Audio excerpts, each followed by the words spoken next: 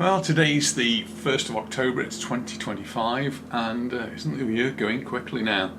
And I thought I can bring you a little bit of news from Mallorca. And to start us off, one of the topics that's been in the news for the past couple of years now, I suppose, is the EES, that's the entry-exit system, and ETIAS.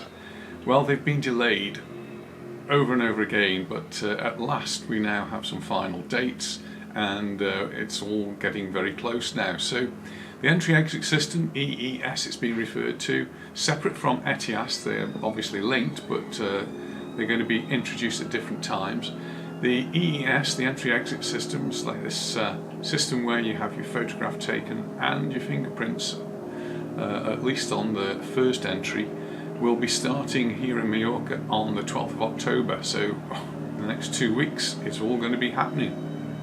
I was going through the airport just a couple of days ago, and you could see all of the machines were there, all ready for operation. And once it's all set up, I think it's going to make things a little bit more speedy. Both of us went through last Friday, and there was a big queue on entry into Mallorca. We were leaving, so we could see the people who were going to be leaving, and there was a big long queue. Hopefully that will eventually become a little bit shorter, but I guess we are going to get some delays at the beginning. The reason I think it's going to get shorter is because there's 2 stages at the moment. There's one where you go through the electric scanner and they take your photographs, and there will be your fingerprints as well. And then there's a stamping process, and there's a queue for stamping, which is a manual process. And usually there's 2 or 3 on duty, but there's a queue. So that's going to be cut out. There will be no stamping. They don't need to stamp. I think maybe in the initial stages they will continue to do some stamping, and so they do expect to be in some queues. They've chosen the 12th of October, I think, because it's the end of the season. It's actually a public holiday here in Spain, and well, we'll just see how it goes and who it actually affects. Interestingly, Anita will be passing through the airport just a few days later, and she'll be testing to see how it affects us as residents here in Mallorca, because we don't have to have our passport stamped, and we don't have to abide by the 90-day rule. And one of the reasons for this is to be able to check easily and instantly on this 90-day rule. The 90-day rule looks back in the last 180 days and see if you've been on the island, or in Europe actually, not just on the island, for 90 days. And as a non-European, non-Schengen area person, you're only allowed to spend 90 days in the last 180 days, and it's a rolling 180 days, so if you go to tomorrow, it looks back 180 days from that date. It's a bit confusing, but people have started to get used to it now, I think, and the electronic system that they're going to have, this database, will hopefully help everybody keep a better idea. The biometric data, that's the fingerprints and your facial recognition, gets stored, and so that next time you come in, you should only need to have your face scanned or your fingerprints taken, and that should make it all a little bit easier. ETIAS, that's the visa waiver, that's not coming in at the same time. That's going to come in sometime later, sometime next year. There's no firm date on this, and again, it's going to be a slow rollout to allow people to get used to the system and make sure it all works. The system, by the way, is already in place for those of us, or those Europeans wanting to go to the UK. If you're going to the UK, it's called ETA in the UK, and our recent trip, our grandchildren who don't have British passports had to have ETA. They've had to pay, I think, 20 euros each to go to the UK. That one lasts for 2 years. I think the European version, similar sort of price, but lasts for 3 years. And the European version for people over 70, I think it is, and for children you don't have to pay. So a bit more expensive if you want to go to the UK than it is for the UK people to come to Europe. So be aware that that could be affecting you in future visits. Other items in the local news, well, we can continue to have problems with rentals and illegal rentals. And it appears that there are 15,000 illegal rentals on the market, and the local government here is preparing for a bit of a crackdown. For you as tourists, if you're planning to come to Mallorca and you want to rent an apartment or a villa, just make sure that it does have that license. Licenses are pretty hard to come by for apartments. The apartments generally don't meet with all of the safety regulations that other places need to, and so apartments, domestic apartments, are not allowed to be rented out for tourists. And if you're here for the next few weeks, there's lots of things going on in theatres. In particular, Anita's coming back on the 15th because we're going to see the Rocky Horror Show, and that's not the only thing going on. There's lots of things going on in the many theatres that are here in Palma and elsewhere on the island, so there's always something going on. You just need to look in the local press or in on the internet. You'll find a thing called the calendar, which I find really useful to find out what's going on. In the local news just today and yesterday, there were some terrible storms that really were quite devastating in some parts, but fortunately for us, we were missing them.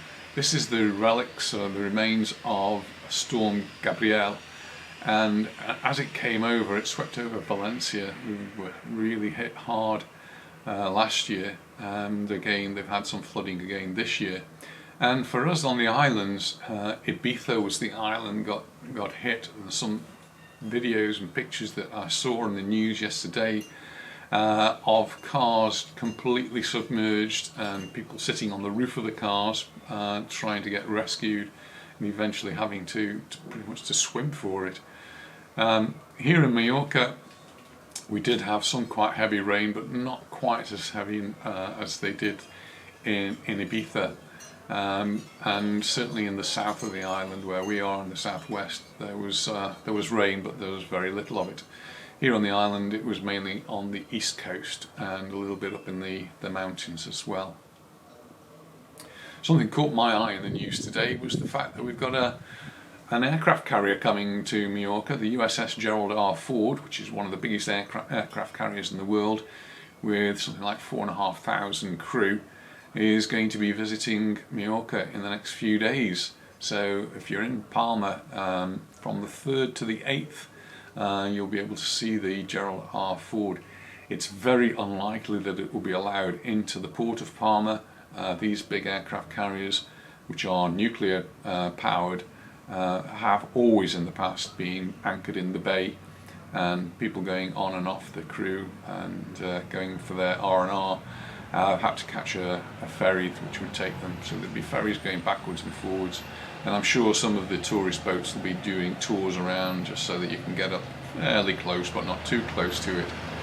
In the past, Anita and I have actually been on some visits to the different aircraft carriers that have been here visiting, but there haven't been any in recent years. In fact, the American fleet seem to have avoided Mallorca pretty much.